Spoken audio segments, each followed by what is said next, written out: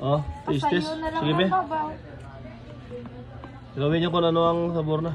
Lagi mambal niyo kung ano.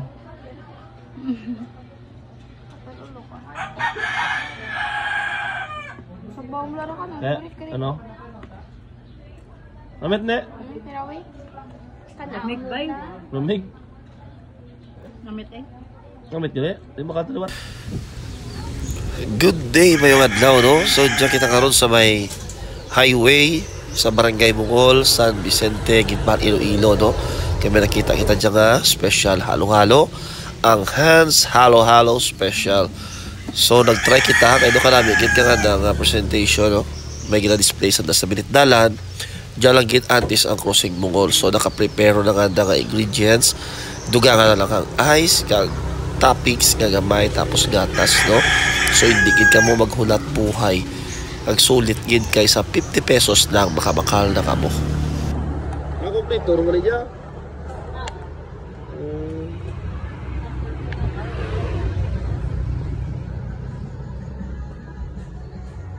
Balik na prepare ang galing daan. Ito man.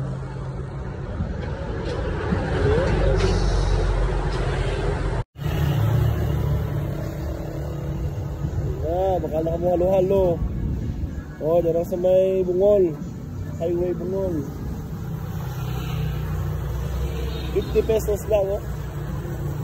Ulong din sa kainip. Oh, grabe.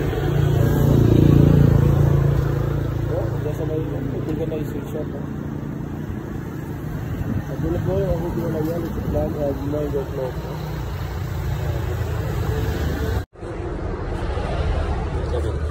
May finish product na. Well, ice cream pa, birthday. Ayos. Ayos. Abit. Ayun na. Surprise na kayo yung Mrs. Wally pa. Yung sito out. Salamat, Lid. Oh, taste. Sige be. Gawin niyo kung ano ang sabor na. Lagi mambal niyo kung ano.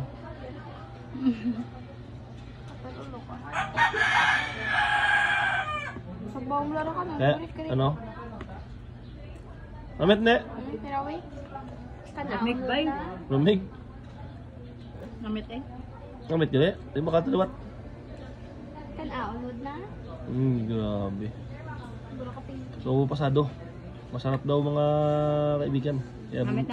Bakal na ka mo sa Bungol. Lalat mo sa Bungol na? Sa highway. Abi kong sa